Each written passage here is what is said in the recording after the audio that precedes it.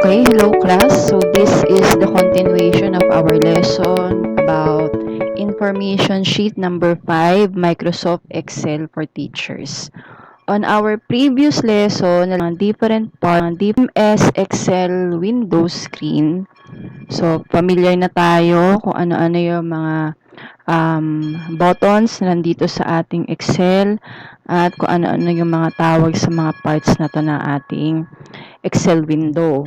So, right now, ang gagawin natin ay magka-create tayo ng simple class record using Excel. Okay? So, meron na tayong blank worksheet. So, every time na mag-open tayo ng Excel program, ay mag-open siya ng blank workbook. So, ito ay isang workbook at binubuo siya ng mga different worksheets. Okay, so by default, worksheet 1 yung ating ginagamit. So, for example, gusto nating palitan yung pangalan ng ating worksheet. So, pwede nyo lang i-double click yung inyong mouse sa tapat ng sheet 1 na nakalagay dyan. Or right click. Pwede rin namang right click. Tapos, rename. So, for example, class record. So, underscore class record. So, ito na, no? Press enter lang, then napalitan na yung ating sheet name, worksheet name. So, dito, sa ating name box, makikita natin na yung active cell natin ay nasa A1. So, halimbawa, type natin dyan yung subject. Tapos, pag gusto niya pumunta sa next cell, press enter lang. Then, halimbawa, day. Tapos, time. Okay. So, pwede nyo gamitin yung mga arrow keys para makapunta kayo dun sa mga different cells at doon kayo mag-type. So, for example, ang subject natin ay, di ba, teaching common competencies in ICT. Tapos, halimbawa, ang day is Monday, schedule 7 a.m. to 12 noon. Yan, example.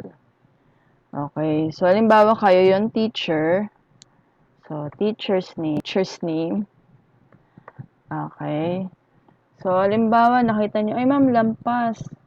Ngayon, kung gusto nyo lahat ng itong column B nyo, pantay-pantay, para hindi mapatungan, pwede nyo adjust. So, itatapat nyo yung mouse nyo sa pagitan ng column A and column B. Makikita nyo yung mark na yon na parang cross. Tapos, click the mouse, then drag, hold, and drag to the right. Okay, so magpantay na siya. So, halimbawa, Mrs. Bartolome. Okay, press enter.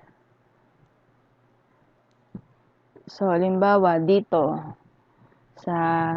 nasa tayo, cell A7. Example niyan, student, ID number. Okay? So, halimbawa, ang format ng student ID number ay 0001. So, try natin. 0001. So, dinistinguish niya as 1 lang. So, pwede natin gawin is lagyan natin ng apostrophe, then 0001 para susundin niyo yung format na gusto nyo. So, ganyan siya. So, kung may makita kayo doon na mark na kulay green, okay lang yon. Wala namang magiging problema dyan. Then, syempre, yung kasunod natin ay apostrophe 0002. Okay? So, halimbawa, kailangan natin 5 students, for example.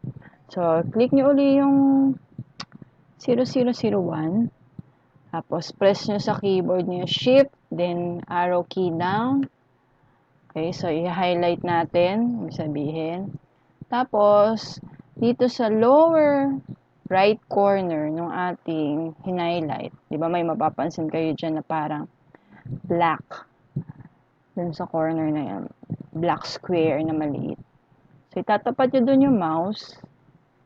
Then, click the mouse and then drag pababa. Para automatic yung numbering niya hanggang dun na sa number 5. So, for example, meron kang 5 students. Tapos, lagyan natin dito students, name. So, nasa cell, ano tayo? B7. Yung student's name natin, nasa cell B7. Okay. So, next, halimbawa, type natin yung mga pangalan ng student natin. Halimbawa, Bartolome, Jacob. Sino pa? Si Mangunay, Jeffrey. Si Ruin. Yan. Si De La Cruz. 1. And si Penduko Pedro. Okay, so nakita natin hindi alphabetical yung pangalan ng mga student natin. Pwede nating i-highlight yan. Then, punta kayo dito sa sort. Click. Tapos, pwedeng ito, sort A to Z. Tingnan na natin. So, continue. Dapat ito, continue with the current selection. Kung ano yung sinelect nyo. Then, sort. Okay. So, inarrange na niya ng alphabetical yung names. Okay. So, adjust natin to para naman yung ilalagay natin dito na grades ay pantay-pantay. Okay? So, for example, meron silang 3 quiz. Yan. So, Q1 hanggang, so, pwede natin i-drag to. Magbibilang na to hanggang Q3. Ano ba? Q4. Para 4 quarters na quiz. Tapos, lalagyan natin ngayon ng grade. Halimbawa, mayroong grade na 80. Tapos, halimbawa, 75, 85, 90, and 95. Okay, so halimbawa, gusto mo naman nakagitna lahat. Itong portion na to. Highlight mo lang. Then, dito sa alignment, center. Para nakasenter yung text. Okay? So, for example, yan yung grade ng mga students nyo dun sa quiz 1. Tapos, for example, itong si Jacob hanggang quiz 4 ay pare-pareho lang siya ng grades. Pwede mo na siyang i-copy. Yung value nito, i-copy natin simula sa Q2 hanggang Q4. So, click mo lang yung lower corner, yung black uli, click, then drag mo naman siya papunta sa right. So, ayun, ganun ang pag-copy ng value ng cell. Okay? So, for example, sa Q2, itong 5 students, pare-pareho sila ng grade. The same procedure, highlight the cell, then click, tapos drag down. Okay? So, ganyan. So, for example, tapusin natin yung paglalagay ng mga grades ng ating mga student. Bawa yan, 84, 86, 88. Yan. So, enter lang para pumunta sa next cell. 95, 90, 75, 80. Okay, so halimbawa yan na yung grades nila. Tapos, after ng 4 quizzes, gusto mong makuha yung average. Average, yan. So, ano ba yung formula ng pagkuha ng average, di ba? Pwedeng i-add natin to, then divided by 4. Paano natin ngayon ipapakita sa formula bar yan? Okay, so, pag enter ng formula is equal sign muna. Tapos sabi natin, 'di ba, i-add natin 'to. Okay? So pwedeng i-click mo muna 'tong cell. Yan. So C8 plus D8 plus E8 plus Q4. Okay. So, hindi pa tayo tapos. Ngayon, dito sa formula bar, ipasok natin siya sa parenthesis. Okay. Para i-add muna niya yon. I-add muna yon. Then, divide. So, slash ang division. Then, ilang quizzes to? 4. So, divided by 4. Pag pinrest natin yung enter, dapat yung result ay kung ano yung average. So, since si Jacob ay 80 ang grade niya simula Q1 hanggang Q4. So, tama ang sagot niya, no?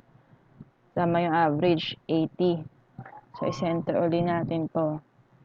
So, pagdating natin dito sa next cell, yung kay De La Cruz 1, ang gagawin natin ay ikakopy na lang natin yung formula. Paano natin ikakopy? Balik tayo dito sa G8.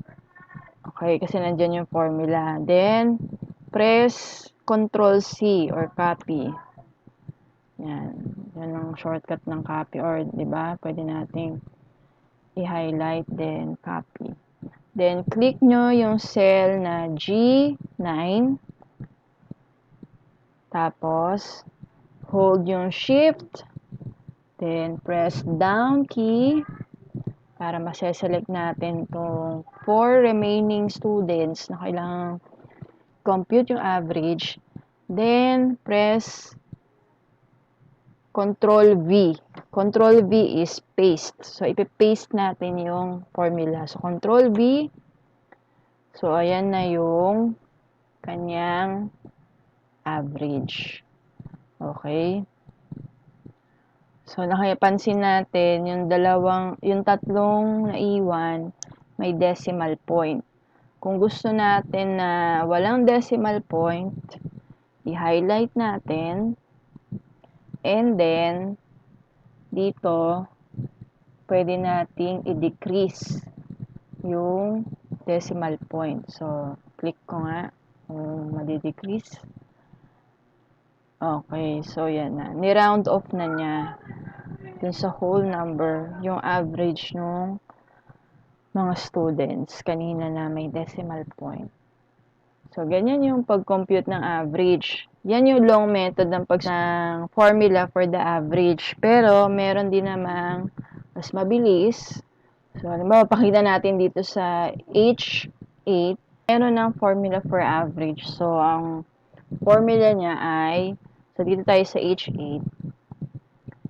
So, equal sign, then average, then open parenthesis, highlight natin yung i-average, close parenthesis. So, sabi dyan, C8 hanggang F8. So, tama. Press enter. Ayun. 80 ang average. So, pareho ng nakuhang result dito sa kanina. So, para makopy natin, click lang natin, then drag pababa. So, naging decimal uli. Yan. Ayan. So, yun yung mas madaling way para maipasok natin yung formula for average. So, gamitin natin yung nandito na mismo sa Excel na average. Huwag na itong long method. Okay, so ganun lang yung simple way ng pagko-compute ng averaging dito sa Excel. Okay, so try pa natin. Halimbawa naman yung midterm exam tapos final term exam, di ba? So for example, 75, 80. So kung napansin nyo, no, nakagitna na. So nakilala niya na yung formatting mo dito sa mga nauna is naka-center. So, na ni Excel yung formatting. Okay, so, halimbawa yan, 80, 80, 85, then may naka-90. Tapos pagdating dito may 90, 85, 80, 80. So, ang gagawin naman natin, for example, ito, kukunin natin yung 1/3 nito, tapos 2/3 nito. Okay, yun yung magiging computation natin ng exam, grade sa exam. Gusto natin ito 1/3 lang. So, para lagay natin yung 1/3, yan, apostrophe, open parenthesis, then 1/3. So, para may reminder tayo na, pag kinompute natin yung midterm, 1/3 lang kukunin ko. Then, dito sa finals, ay 2/3. So, kung napansin nyo, nilagyan ko ng apostrophe. Kasi pag walang apostrophe, i-compute niya. Okay. So, paano natin ngayon gagawin yan? Anong formula bang ilalagay natin? Ito, plus, yan. Then, open parenthesis, ito, itong J8, i-multiply natin sa dalawa kasi sabi 2 times eh. Then, yan. Okay, pero hindi pa rin tapos dyan. Kailangan natin magdagdag ng additional open and close parenthesis sa unahan ng I8 and sa hulihan ng close parenthesis natin dun sa number 2, then divided by 3. Yung computation niya kasi isa nito tapos dalawang beses natin kukunin yung grade niya dito, tsaka natin siya i-divide sa 3. Okay, so ganun siya. Ano nga ba sa 78? Okay, pwede rin naman percentage. So, yung 75 times 1/3 plus 80 times 2/3. Pwedeng ganun. Okay? Pero, for me, parang mas simple kung ganitong klaseng computation. So, pwede nating i-drag na yan. Okay? So, since dito na adjust na natin yung decimal na kumbaga na round off na to whole number, pag kinapin natin pababa, ganun na rin yung magiging formatting ng mga remaining grades ng students natin. Okay? So, yan na yung sa final exam. So, sabi, para ma-complete yung final grade, highlight natin ng color to para ma-distinguish natin. So, ito yung fill color. So, pwede natin kulayan. Okay. So, ito rin, halimbawa, ganyan. Tapos, dito lagay natin final grade. Final grade. Kanina, sabi natin, dito ay, ano ba, 65% na lang. 65%. Okay, para meron tayong pananda na 65%. Dito, 35%.